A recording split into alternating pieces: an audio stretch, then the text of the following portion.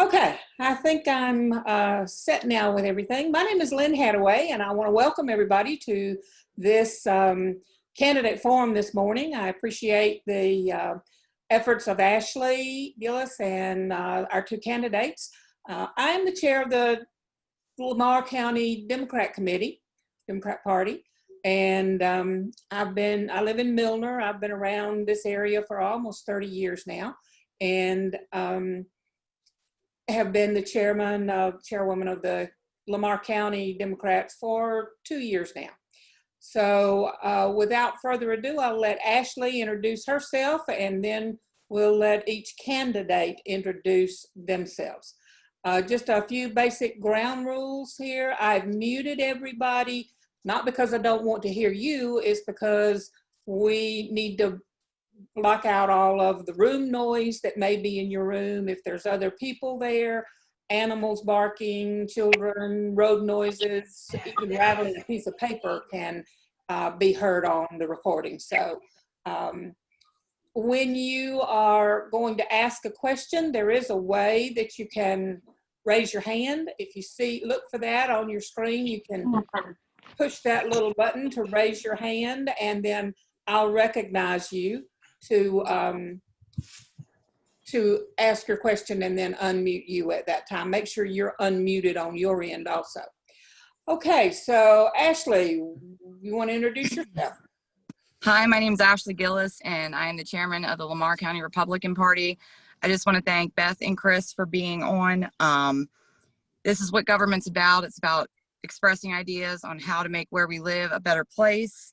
And I want to thank Lynn Hadaway for being so tech savvy and so awesome to put this together to make sure everybody's voice is heard and to make sure that people get their questions answered from these two candidates. Thank you. Ladies first. Beth, you want to go next? Sure. Okay, I'm not muted. Hi, my name is Beth Camp, and I'm from Concord, Georgia. My husband and I had the blessed event to move to this area in 1996, and this is home. I've lived here longer than anywhere else, and our daughter was born. For doing that. Yeah, I give a couple signs out too. Yes, good, because I don't have mine in the back of the car. Sorry. I'll talk to the coach. All right, I'm going to step in another room. Please please mute yourself on your end. Everybody, please. We need to have only the ability to hear the candidates. And I thought I had muted everybody, but let's do this again. Okay. Double check.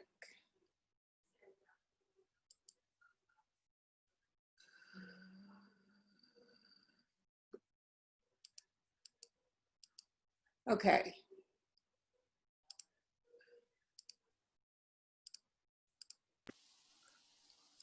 All right. Now, I'm just double checking to make sure the settings are right.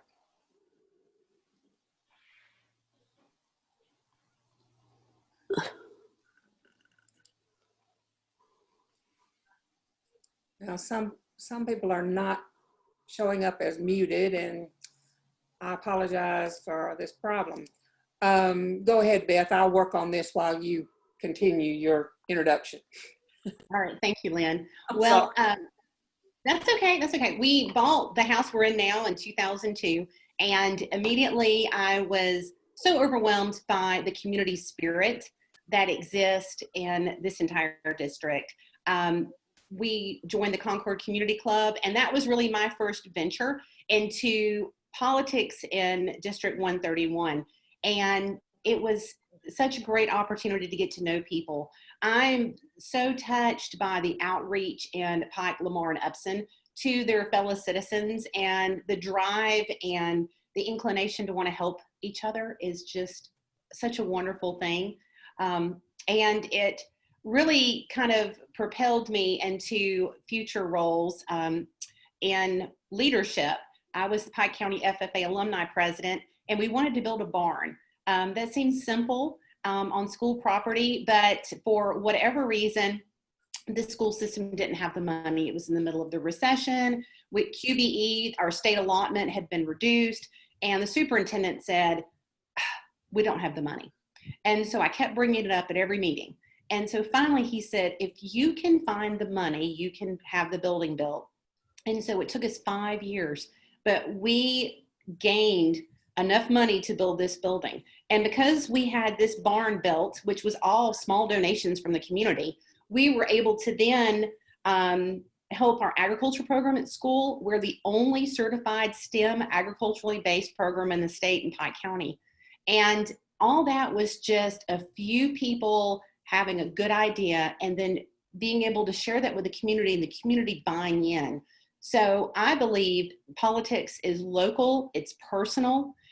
Even at this level that that we're on at this point, what the needs of the people are just of the paramount to any social issue, political issue, economic issue. So that's my objective, and that's why I'm running as Republican for District 131. My background educationally is kind of diverse, and so I think that actually helps me some too. I'm not an attorney. I didn't go to school for business. I went to school for humanities. I have an associate's degree from Georgia Military. I have a bachelor's degree from Clayton State in Integrative Studies, focusing on psychology. And I have a master's degree from the University of Alabama in Communication Studies and Organizational Leadership. So I think my background is diverse and has the ability to really help this area. I look forward to moving forward with this forum today. And thank you, Lynn, and thank you, Ashley, and thank you, Chris, for participating today. Thank you, Beth. Great. Now we'll have Chris introduce himself. Hey everyone, my name is Chris Benton. I'm the Democratic nominee for Georgia House District 131. I am the husband to my wife, Jolie, who's on this call somewhere. We have 2 kids, Taylor and Addie. We moved into this area 5 years ago. Growing up, I grew up in a very poor household. Like, we moved a lot just because we didn't have a lot of money. I moved 48 times before my 16th birthday, which doesn't allow you stability. It's one of those things that working class families have a hard time meeting. And after graduating high school, I went straight into the workforce. Every career I've ever had, I've worked my way into management. Just because I wanted to, able to make those businesses better in the private sector. And I became engaged in politics in my late 20s just because I saw that the cooperation in government, when it happens, makes everything better for everyone. At its root, that's what government is. Everyone coming together to cooperate to achieve common goals. And when we moved into this area, we noticed that there didn't have a whole lot of contested races, right? People would sign their name up to have an office and bam, you got the office if you could pay your qualifying fee. I don't think that's the way that democracy should work. Every race should be contested. Everyone should bring their ideas forth, and we should have a government that's made up of people of all type of ideologies, of all backgrounds, of all ages, races, creeds, religions, because that's the best reflection of the country, right?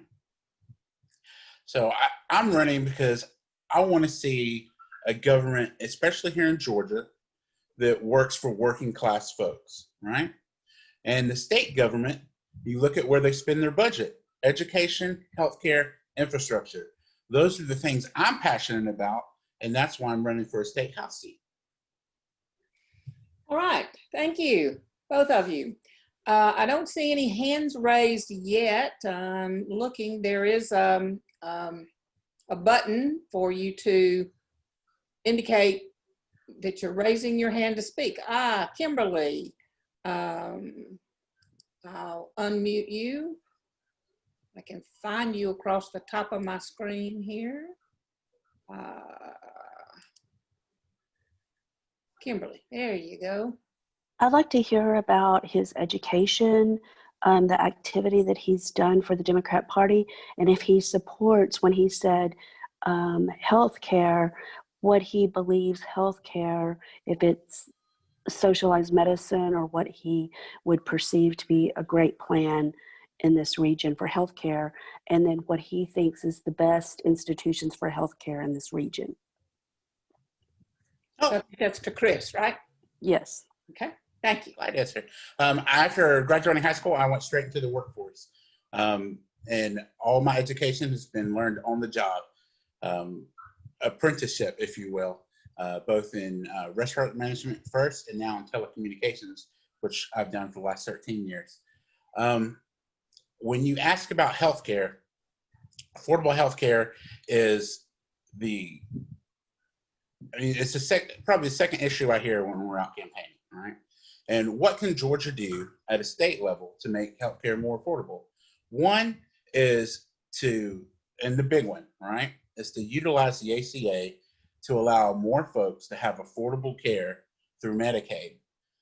And this is such a slam dunk for Georgia. The fact that we haven't done it yet it's crazy, right? Like when you expand Medicaid through the ACA, you get an investment of federal money, which is our tax money, right? Just sitting in the federal government that we don't utilize back. And we get matching dollars 9-to-1. So what would it cost the state a year? It would cost the state about $300 million a year. It's not a small number, right? But what we get back from that is over $3 billion a year that we just leave on the table. We just let them keep it. It's our money, but we let them keep it. And what does Medicaid extension do? Not only covering 500,000 more Georgians, it also helps save our rural hospitals. We've had 9 closed in the last decade, including 2 this year. And we keep talking about ideas to save our rural hospitals. We leave the biggest one on the table. We don't do it. It's job creation. An estimated 56,000 jobs will be created through Medicaid expansion. And not just, minimum wage jobs. Like, Thompson, we were so happy to get Chick-fil-A, but, Chick-fil-A is not paying middle-class wages. But healthcare jobs pay middle-class wages. And we leave that economic development on the table by not accepting Medicaid expansion. And then moving forward to prescription drugs, making prescription drugs affordable has to be, when I talk to seniors, it's one of the biggest issues they have. It's like 5, 6, 7 medications, and a lot of them I can't afford. Some of them have to ration. So how do we go about doing it? And we have examples from other states. You can use copay caps to keep the cost down. We can limit the abilities of pharmacy benefit managers to artificially hike those prices. And we can also apply for waivers from the federal government to import drugs from other countries like Canada that have closely monitoring agencies like us. So we have steps we can take. This is a bipartisan issue. Everyone wants to make healthcare affordable. We have a path to do it, and we just need to go get it done. Thank you, Chris. Beth, I'll let you respond to that same question. And then also Kimberly has added in the chat room, so is he for socialized medicine? I have to have a little response to that phrase. It's not appropriate, but I'll let you guys respond. Then copay caps, benefits, pharmacy benefits manager waivers, and bringing drugs in from other countries. So Beth first, and then back to Chris on these other issues. Thank you. When I was an emergency medical technician in my early 20s, I actually worked in Putnam County, Georgia, which is Eatonton, and it is so rural. The hospital was microscopic. Our closest larger hospital, regional hospital, was in Milledgeville, and then Macon or Augusta. And the problem in a lot of very small areas is the driving force of getting people to work in those areas. Number one, physicians. So I know there's ways people do incentivize new doctors in coming into those areas, but it's an economic thing. Smaller hospitals don't have the volume. They don't have the opportunities for a lot of doctors. Doctors come out of medical school in egregious debt.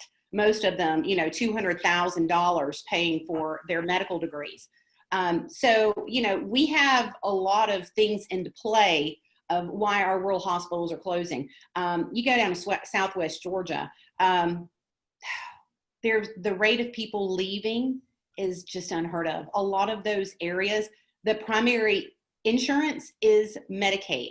Now, I've dealt with people in different capacities in my church callings and just helping people in the community and various things I'm involved in. And Medicaid is not the greatest insurance. I'm just going to be perfectly honest with you. It's probably better than nothing.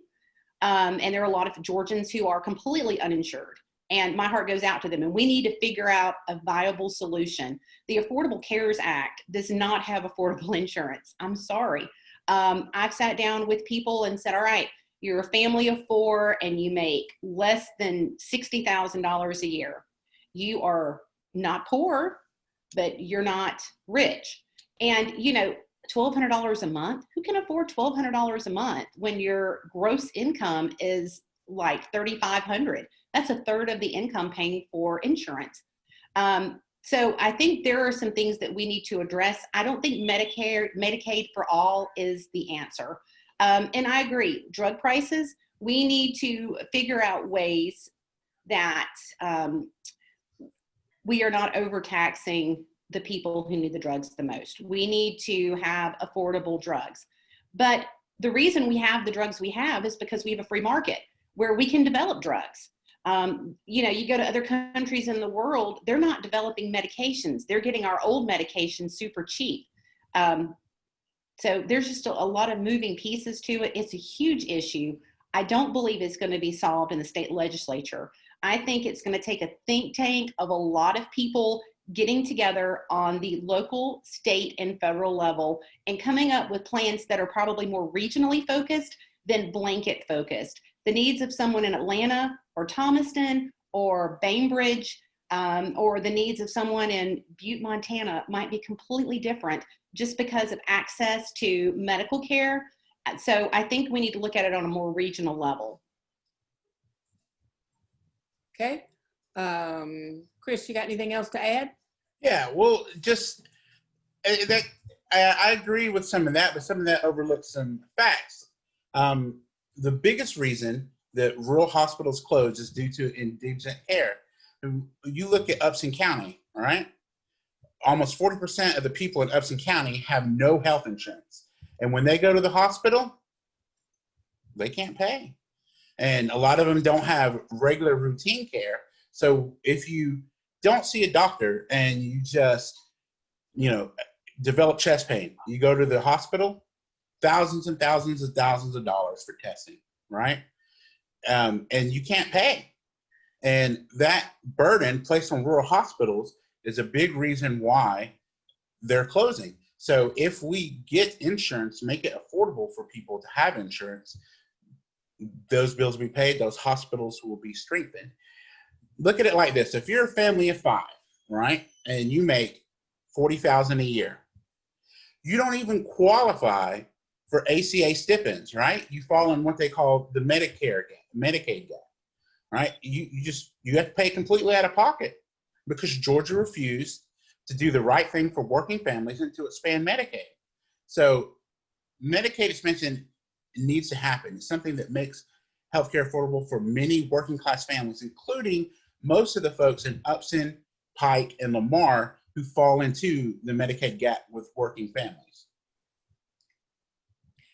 Okay. Healthcare definitely is a huge nut to crack. It's very important to me as a registered nurse for almost 50 years. It's critical that everybody have access to healthcare as a right, not a privilege. And right now, it's pretty much a privilege. Moving on with healthcare, we had a question submitted about the decriminalization or the use of cannabis. That is a big healthcare issue these days. So Beth, I'll let you take the first shot at that question. Sure, thank you. Well, I'm asked that question when I'm out campaigning by people. A lot of people do qualify and do have the medicinal marijuana cards, cannabis cards, but unfortunately they don't have access to the cannabis because of the structure in the state right now. We have hemp farms, but cannabis farms are not readily available.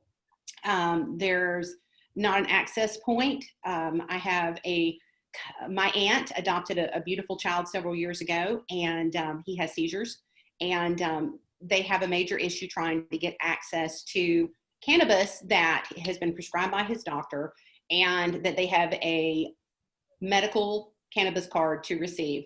So I feel like we need to address that issue. If we made something legal, then the state legislature open the way. We need to do a study to find out why there's not accessibility to something that we legalized. We know there's a need. So what in the marketplace is not attracting someone to fill that service? It seems like, there'd be a service to fill, there'd be a business to be had. So why that has not existed at this point? And then the access point, if it's not available in our state, how do we get it to our state legally? I know there are people who unfortunately have had to go other routes because they needed the cannabis, either in THC or other forms. And so I feel like we need to figure out what we can do to make that possible. And I've had people ask, are you for just generally legalizing it? Well, that's a complicated thing. Right now in Georgia, if we did that, it's going to be taxed. Let's just face facts. The state legislature typically taxes things like that. We tax tobacco, we tax alcohol. I'm assuming it wouldn't be taxed if used medicinally, but recreationally, I'm sure it would be. So, I think there's some complexities that we as a state need to discuss. How are we going to handle, first and foremost, before we worry about anything else, how are we going to get those who have medical needs met? Okay, thank you. Chris? Okay. I don't think this is a very complicated issue at all. The state of Georgia needs to follow the other states that have completely ended cannabis prohibition. What are the benefits, right? First, criminal justice reform. We're going to stop locking people up for cannabis. There's no point in it. It's the whole history of locking people up for cannabis is based in racism and classism, and it's an idea whose time should have never came, but it's certainly passed. And then what does Georgia gain from ending cannabis prohibition? Well, let's start with jobs. And Colorado added 30,000 great paying middle class jobs the first year they ended cannabis prohibition. We're going to do that here. What else do you gain? You stop the rat race of people who need it medicinally from being able to gain it. I have friends, Beth and I have a mutual friend, Angel, whose son has seizures, and she's begging for help. She's begging, right? And people are like, well, we'll see what we can do about getting help. No, end the prohibition. Let these folks have access to the cannabis they need medicinally. Veterans use it for PTSD. My wife has access to the card for the low THC oil for chronic pain. And all of these folks that have these issues that need it medicinally could have it, right? There would be no more hoops to jump through. People that use it socially. If you choose to use cannabis socially, I don't. Other people's may want to. That's their choice. In fact, they're denied that choice because people, want to sit in the state house and say, well, this should stay illegal. It's just wrong. Representative Pete, before he left office, made this his mission, and he couldn't achieve all of it. He did help get Haley's Hope passed.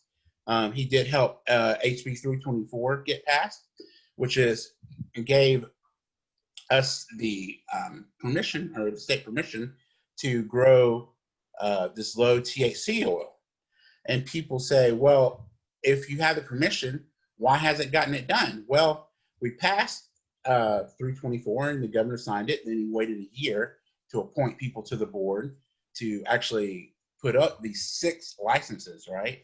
2 big licenses and 4 smaller licenses to grow and produce the oil. So now they finally have a full staff, a full commission, and they appointed a head, and they've met, but they still haven't filled out all these 6 licenses to put this through. So yes, we did approve that board, and we did approve these licenses to grow this oil, but we've dragged our feet in getting it done. And I just don't think this is a complicated issue. Overall, if you look at job creation, if you look at the criminal justice reform, if you look at how it will help people, if you look at how it will help our farmers and our agriculturists, remove the cannabis prohibition, and our farmers don't have to pay ridiculous fees. I mean, your class 1 fee right now is $200,000 initially, and then $100,000 a year. I don't know about me, and Beth can answer this question. I don't know, could me afford that kind of money to grow cannabis? I couldn't if I had a farm. I think family farmers should be able to grow it, and without these ridiculous fees that they put on them. And so I just don't think it's a difficult issue. Let's just end cannabis prohibition and get it done as soon as we can. Okay, thank you. Moving on to the next question. Looking at the list here, let's change over to another topic, one that's near and dear to me and my business. And what are your thoughts? What will you do to help bring broadband access to our region? Chris, you want to take your shot at that first? Yeah, absolutely. So broadband, especially in Pike County, is the #1 issue. When you ask people, what would you like to see happen at the governmental level? Well, we don't have access to high-speed internet. We need high-speed internet. So how do we go about getting this done? First, we have to realize that this needs to be treated as vital as any other utility, and that everyone needs access. So what have we done at the state level? What's worked? What hasn't worked? What do we do going forward? Well, a few years back, Governor Dill signed a law, Senate Bill 402, which allowed, created the commission that studies areas around that need internet, and they approve them based on what they do to make it easier for like access to right-of-ways and laws to make it easier to get the broadband in, or high-speed internet. It's not always necessarily broadband. And that's good. And then we signed 2 other bills, Senate Bill 2, which allowed rural co-ops to legally sell, or clarified actually the fact that they could legally sell internet service. And then House Bill 244 said that the rural co-ops can no longer set the pricing for their own pole access, that belonged to the PSC, right? And so what is the purpose of these? Like, what happens with these bills? And this is something that, when you look at the effects of lobbying at the state house, this is one that really jumps out at you. So let's talk about this. We all recognize that there's a need for high-speed internet. And so how we're going to get there? And what's happened is we passed a set of bills that have pushed that burden to try to move it to private companies, right? As opposed to EMCs, who do it much more cost effectively. And I'll talk about that more in a minute. So when we build these broadband initiatives, originally we said that the state would fund. They actually included funding in it. They said 5 grants over 5 years, which never happened.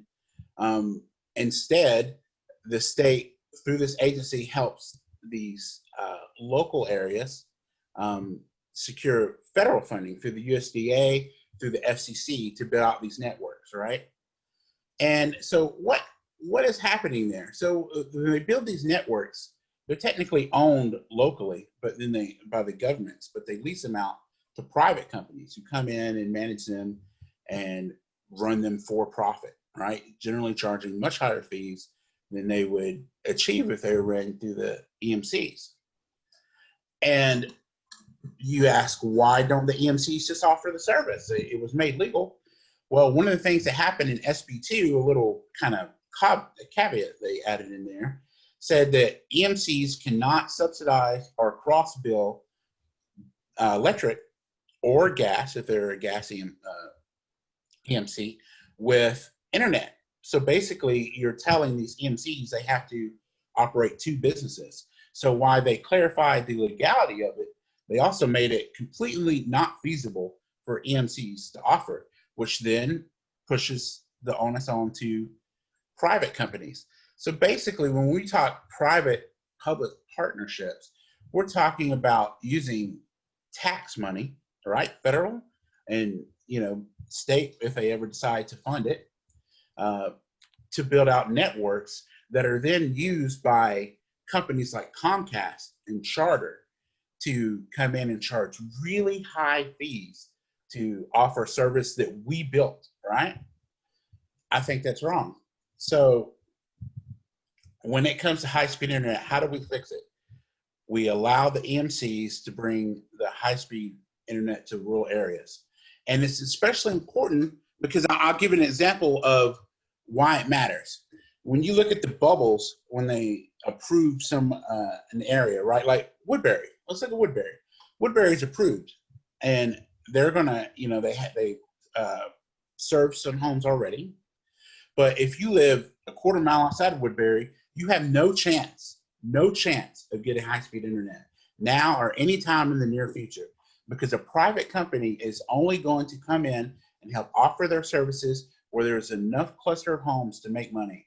So if we truly believe that high-speed internet is as vital as we say, we have to make it viable for EMCs to offer that service, not just private companies.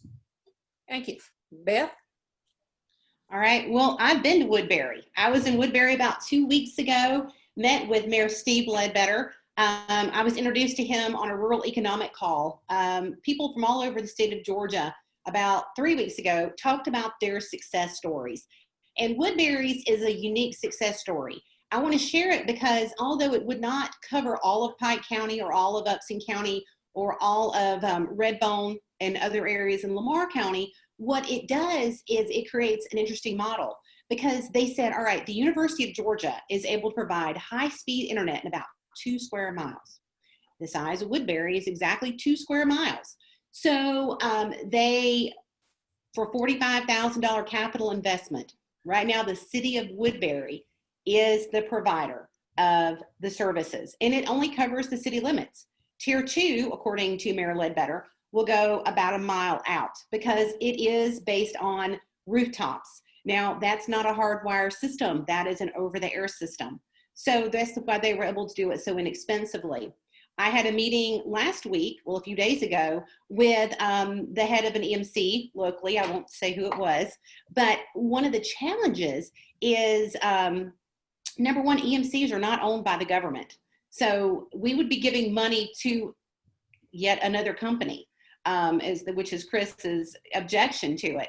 EMCs are owned by their members, they're cooperatives, but they're not owned by the government. So it's not a government entity. But going back to that, the issue is $20,000 a mile to lay fiber. And right now, a study showing that take rate's only 40%. So if there's 10 houses on a 1 mile stretch, sadly, only 40%, 4 of those houses are going to take. So I've been speaking with Congressman Drew Ferguson. He told me they're working on a House bill federally that would enable the return on investment on certain funds that are loans to help rural economic development through broadband. Instead of it being a 5-year return, actually making that a 20-year. So if you could stretch the cost capital investment, I mean, let's face it, it's going to be huge. Capital investment over 20 years instead of 5 years, it's going to reduce the price, make it more affordable for me. I live on a dirt road in Pike County. I have bad internet. I'm super thankful today I have good internet. People aren't gaming yet, so that's a great thing.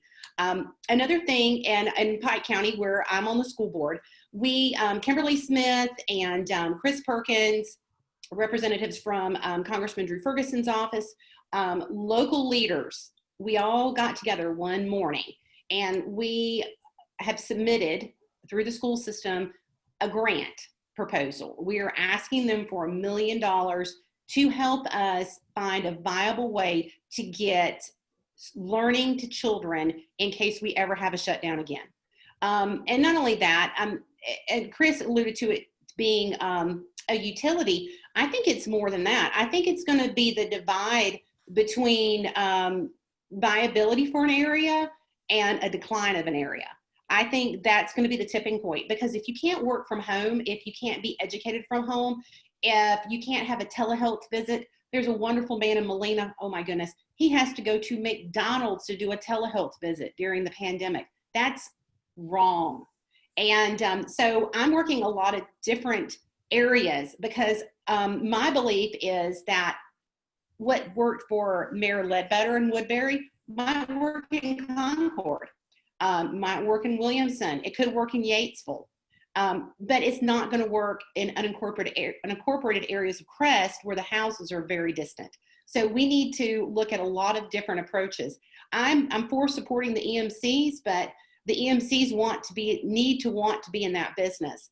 And you know, how we get them involved in that is, you know, I don't know if funding's always the right thing. Throwing money at something doesn't always fix the problem. We need to have a comprehensive, cohesive plan to make sure the people in the most distant rural areas do have access. Thank you. Thanks. As you can see, this issue is very critical to all of us. It touches every aspect of our life, from work to school to health care access, everything. So thanks for your answers. We have a raised hand here. Jimmy Glenn, would you unmute and go ahead and ask your question? Well, thank you. And I'd like to thank both Lynn and Ashley and both the candidates for being here and putting this together. So you both will be freshman legislators come January, if either of you are elected. As freshman legislators, you know, obviously, you know, day one is going to be important. So what is the number one cause, number one bill that you're going to be focused on day one of the 2021 Georgia House session? Beth, this would be your time to go first. All right, thank you. Well, I've already had an opportunity to speak with several members of the Republican leadership, and they asked me that very question. What is your number one? And going back to the very last question, my number one is broadband accessibility for every single person in District 131. But it's bigger than that, because we're kind of acting like this is our issue. But anything outside of Atlanta, it's everyone's issue. So I feel like just based on my conversations with other members of the State House, it's also a huge issue in almost every single district, unless you're in Metro Atlanta. Even areas of Bibb County, when you get far out, don't always have good access to the internet. So that's my number one goal, is to establish relationships. I'm a relationship builder by nature anyway. So I want to establish relationships, and let's do a think tank. Let's make a really good bill. Let's see what's available to us federally, and let's work with those aspects and then the wonderful assets that we have in our state to make that possible. So number one is rural broadband. Okay, thank you. Chris? All right. Exactly the same. I mean, it's the number one issue of the constituents here in HD 131. It's something we have to tackle immediately. And so, like, how specifically will I do that? Well, I'll work to bring the folks right around me together. See, this isn't a partisan issue. This is a rural Georgia issue. So when you look at 131, we're flanked on the west side by House Minority Leader Bob Trammell. We're flanked on the right side by Robert Dickey. So we have a lot of folks that we can bring together in a bipartisan manner to get this done. So what do? We introduce that legislation that says, hey, we're going to help these rural co-ops get into this business. We're going to repeal the part of SB2 that prevents them from cross-subsidizing electricity and internet service. We're going to make it viable for them. And then we're going to work on funding. Now we can say, well, we can wait for more money from the federal government, or we can explore grants such, but the point is it's going to cost investment. Government is about cooperation.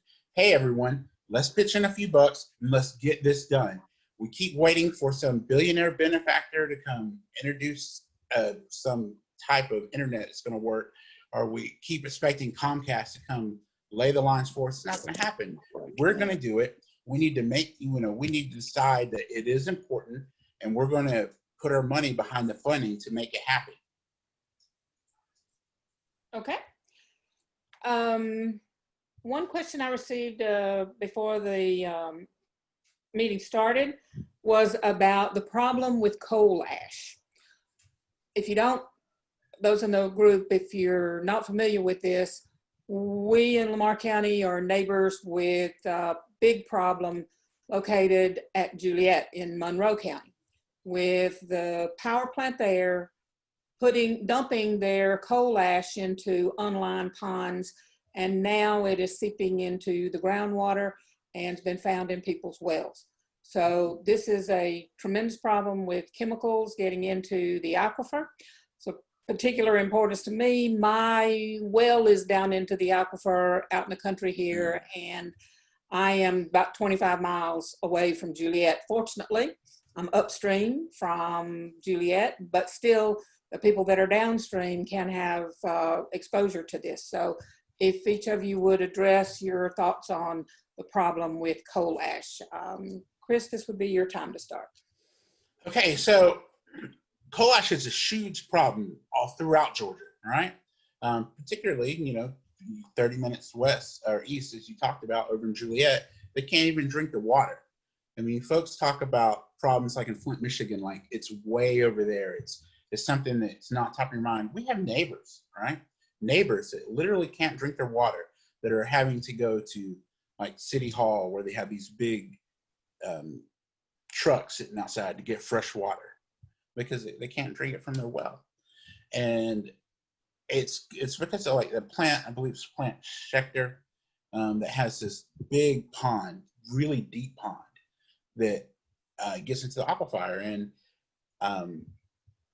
we need to get those ponds lined. Some of them we need to just outright close.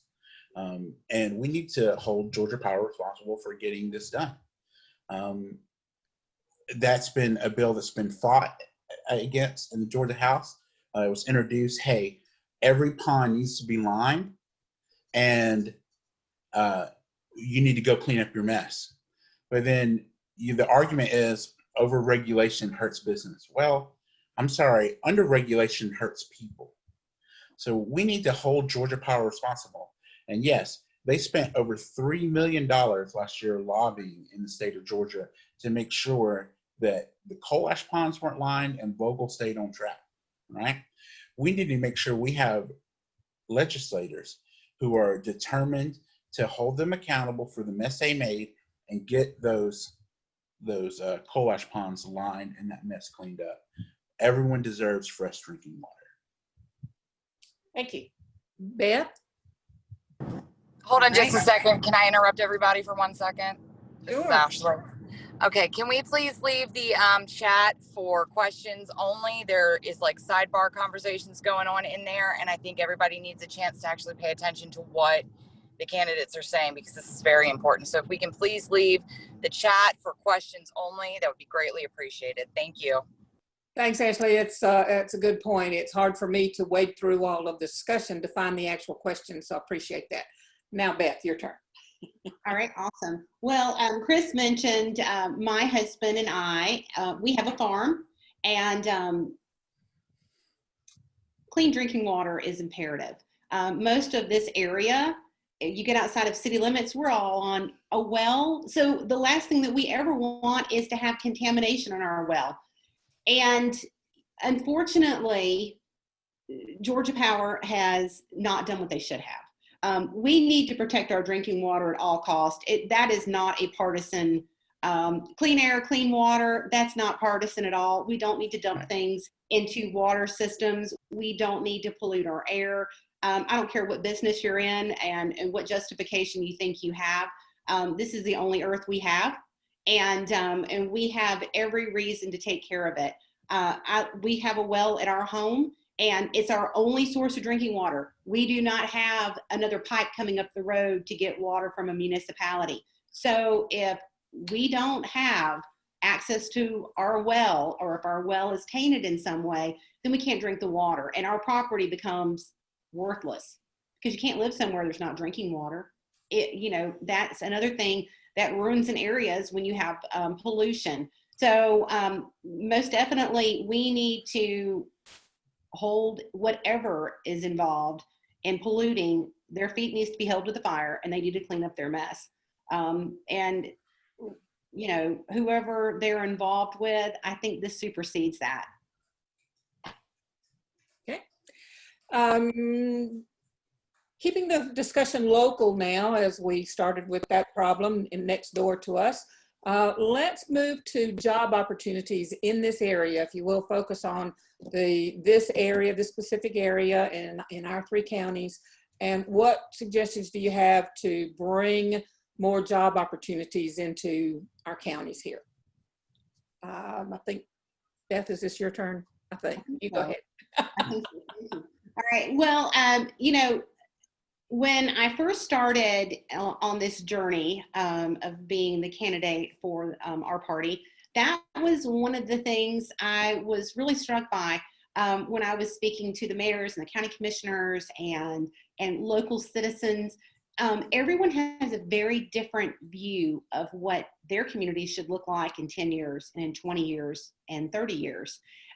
There are areas of our county that counties that do not want growth. They want to be an agricultural, agrarian, rural area. And we should support that. If that's what the people in that particular area want, we should be supportive of that. But on the other hand of it, I hear people say, my taxes are too high.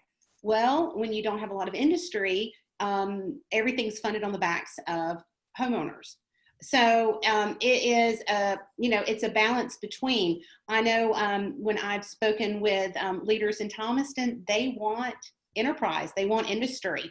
The Holiday Inn Express announcement this week's huge because not only will it bring jobs, it'll bring people to town who have the opportunity to bring more jobs to town. So Thomaston is a big advocate for that. You get a little further out in the country, people don't want that. Last week in Pike County, there was a huge group of people that got together and did not want expansion of the solar farm that's coming to the area between Concord and Molina. And the reason being is they didn't want it to change the landscape of the area in which they live. So we need to be mindful of the people who live in each area. Rural economic development is hugely important. People are working from their homes now so much. It goes back to broadband. People need to be able to work from their homes if those jobs are out there. I know many people who say they don't think they're ever going to go back to their office because they're able to work from home and they're not commuting, they're not burning up gasoline, they're not putting miles on a car, they're not sitting in traffic for 3 hours a day. So it's a blessing to them to be able to work from home. I think the biggest factor in really having comprehensive across the board rural economic development is having good broadband access throughout the entire district. Okay. Chris? Yeah, when it comes to economic development, especially in areas like ours, I look at the things that we need to affect and how they can just work all the way across the board. It's like the 3 of the 4 things that I will be focused on in my first session. The internet, of course, it allows the opportunity to have great paying jobs, as Beth alluded to. I work from home. Like you see, this is my work headset. This is my work computer. Every day, I don't get in a car and go to work. I step over the dog. I sit down at my desk and handle my work. And I make a great living doing so. And I want to see other people have that opportunity. And they don't. You know, you get outside the city limits of Thompson, the same job I have, the folks in the country can't have. They should be able to have that opportunity. We talked about Medicaid expansion, 56,000 new jobs, and most of them will be in rural areas. Like we've seen it in other states that have expanded Medicaid. And we talk about cannabis. Colorado added 30,000 great paying jobs the first year they ended cannabis prohibition. So these are issues that accomplish multiple things, including that organic development that we talk about, not as an elusive thing, like, ooh, let's just develop, you know, bring jobs. How are you going to do it? This is how we do it. We expand Medicaid. We end cannabis prohibition. We get the internet fixed, and the jobs will be here. So I don't think it's a complicated issue at all. I just think it's one we need to go get done. Okay. Let's move to talking about schools now. And if you would, give us your thoughts on the local community schools' response to the COVID crisis. And we also have a question about, and I apologize for this, I think this is related to education, but I don't have any children in school, so I'm not positive. There is a question about QBE. Do you support fully funding the QBE? And I'm not sure what QBE stands for. So Chris, let's start our attention or direct our focus now to the school system, and if QBE is related to schools. I think it is. So. It absolutely is. The Quality Basic Education Formula, or QBE, was developed in 1985. It was a way to make sure, because in the Georgia Constitution, it says that every student in the state deserves the same high quality education. And so the QBE was founded to make that happen. And what it does is it makes sure every school district has the funds it needs to accomplish that task. Well, the problem is this is a 35-year-old formula, right? So am I right? Yeah, 35-year-old formula. And over the years, we have chipped away at the QBE, especially for how it affects rural districts, right? So let's start with one. For almost a decade, the state refused to fully fund the QBE as it is now to help districts, right? We went a whole decade. And finally, in the 2019 budget, we went back to fully funding the QBE for 1 year until this year. We had the recession, we had to cut it back again, right? So, 11 out of the last 12 years, we have not fully funded our schools by the formula we use, right? This is our formula. This is what we say we should do. But the QBE in itself needs to be fixed. When we first developed the QBE, we had these things called equalization grants. And what is an equalization grant, right? Well, what they do is they take all the counties, and originally it was the top or the bottom 90% of counties. They would take the local tax money that the top 10% of counties made and how it would affect their schools, and then they make sure all the bottom 90% of counties had funding to make sure that they had the same quality education as the people in the top 10%. And then we moved it to 75%. So then, only the bottom 75% of counties got these equalization grants.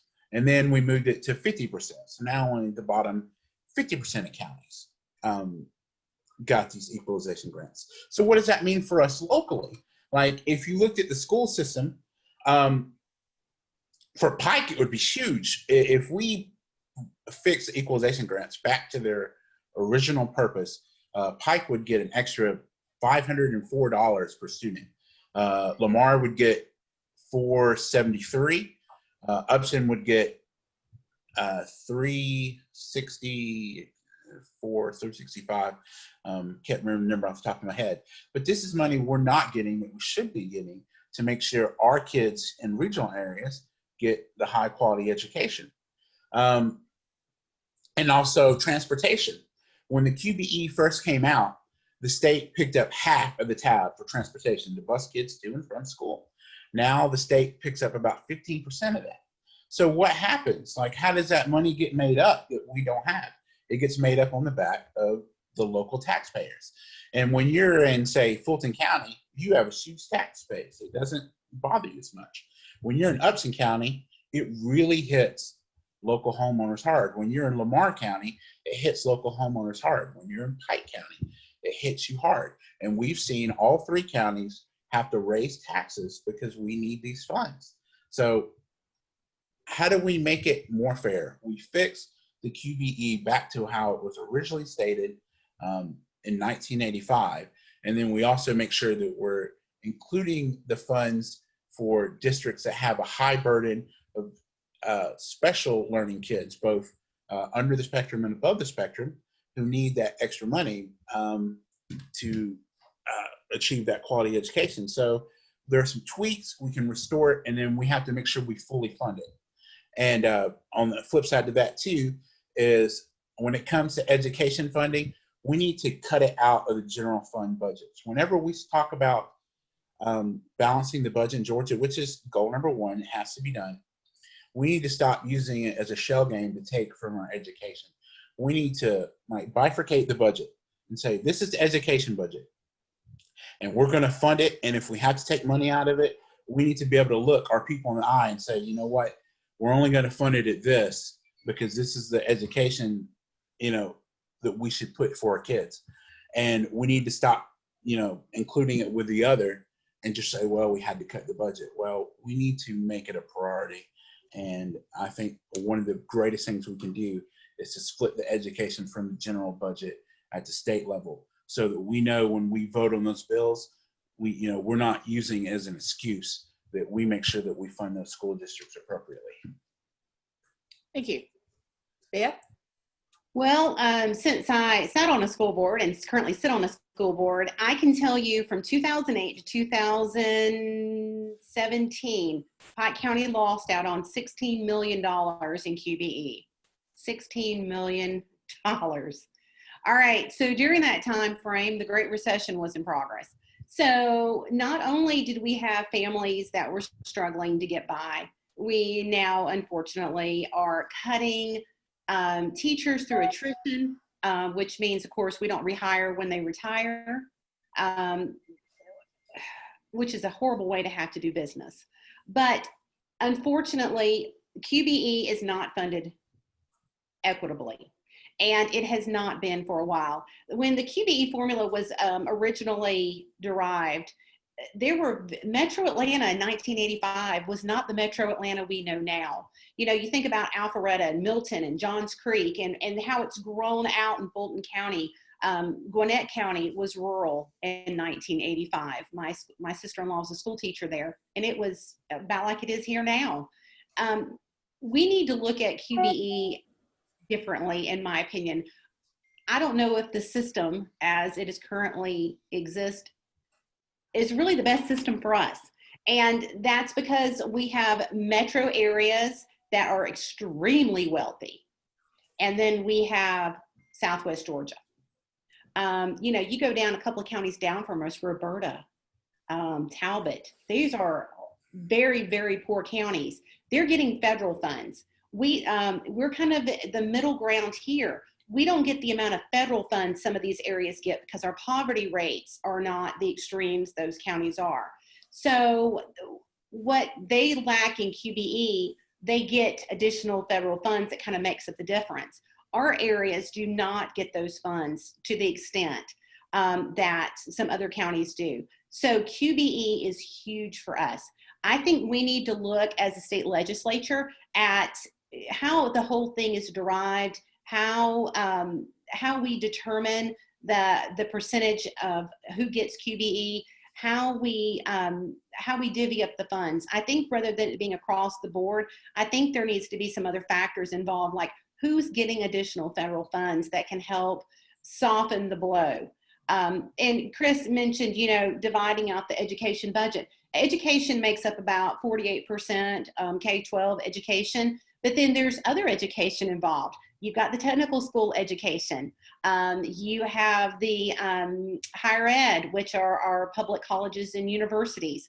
So, you start looking at that, that's a huge percentage. It's over 50% of our budget for the state of Georgia. So looking at that, I don't know if saying this money must stay exactly as it is.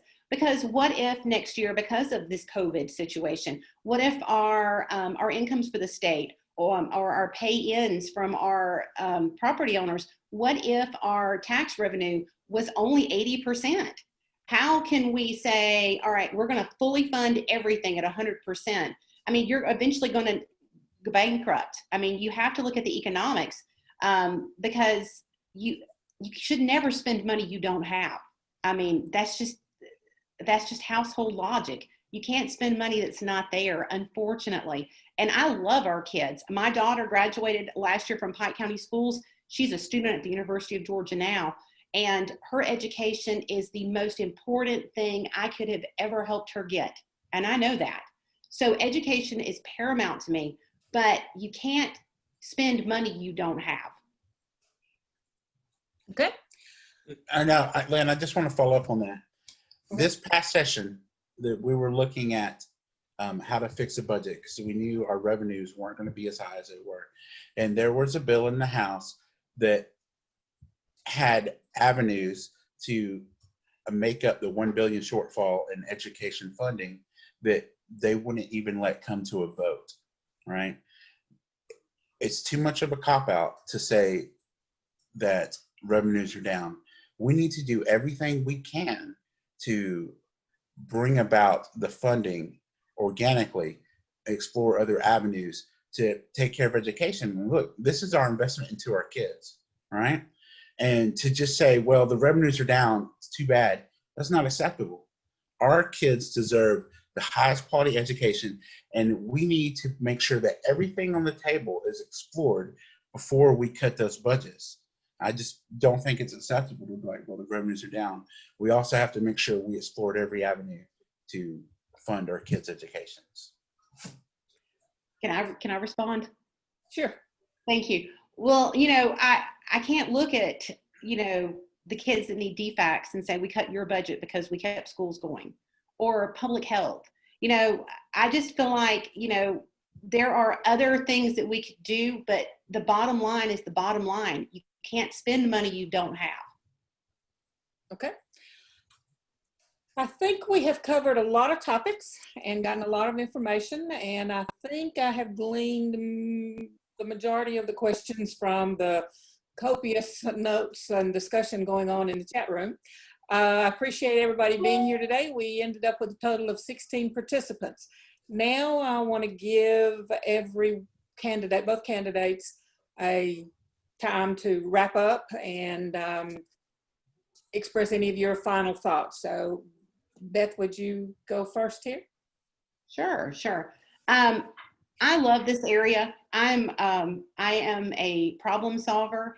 I do not care if you are a Republican, Democrat, Independent, or anything else.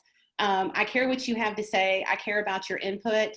I know problems are not going to be solved if we all continually stick to our groups. And when you see problems and issues solved, bipartisan does happen and it is successful, but we don't need to beat each other up. This conversation probably showed we care about rural broadband, we care about education, we care about public health, we care about our environment, and we don't want bad things to happen.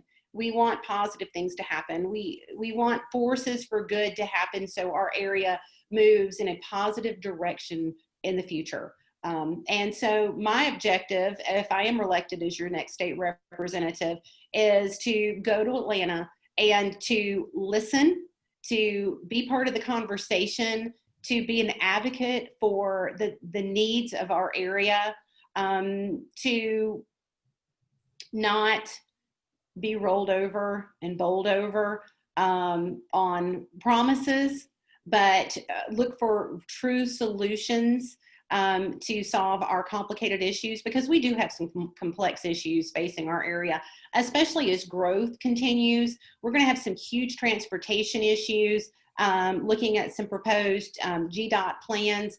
You know, our area might have some additional transportation coming through that could really affect our area. So I want to be an advocate. That's my objective.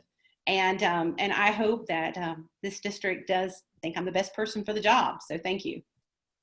Thanks. Chris?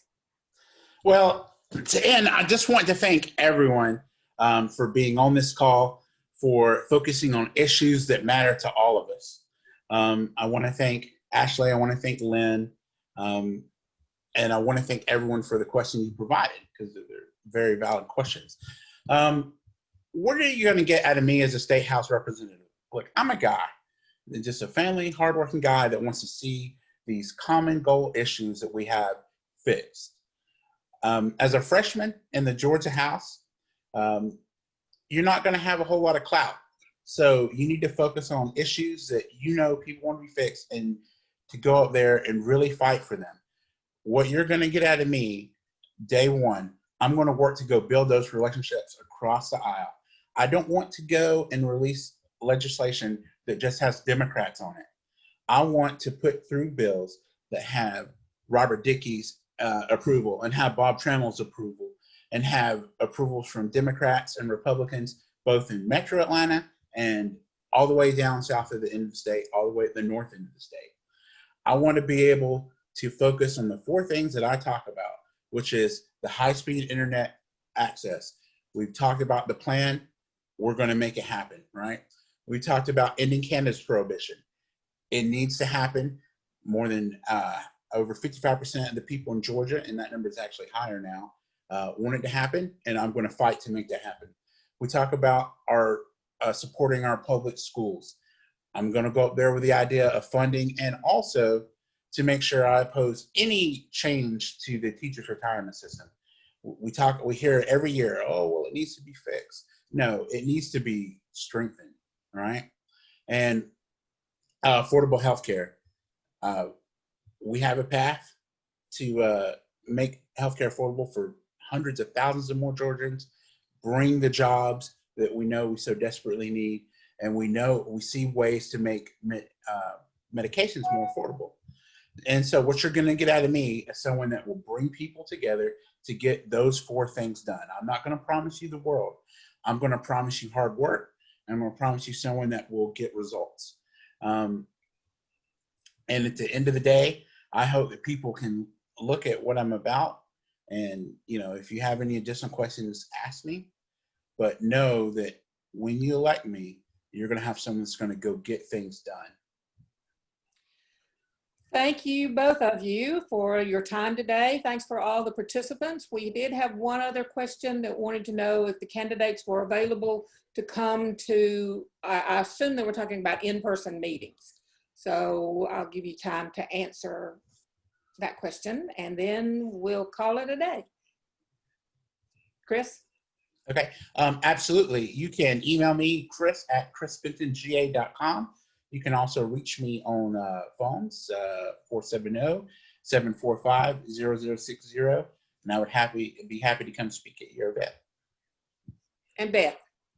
Hi, I'm Beth Camp, obviously, and to reach me, it's beth@camp4georgia.com, and I'm more than happy to come speak anywhere at any point in time. My cell phone number is 770-530-6798. I'm available to answer any constituents' questions or concerns, and again, I would be very happy to come talk to any group or event. Thank you. And as a registered nurse, I have to add, I hope these meetings are safe, wearing masks, with socially distancing in the room. So we can't do anything about stopping the spread of COVID unless we do follow those recommendations. So I strongly urge that everybody follow those recommendations. And once again, thank you so much for attending and the candidates for participating and for Ashley's help in creating this forum today. And I appreciate everybody's time and attention. So with that, we'll say have a good day. Thank you. Thank you. Thank you. Bye-bye. Come together.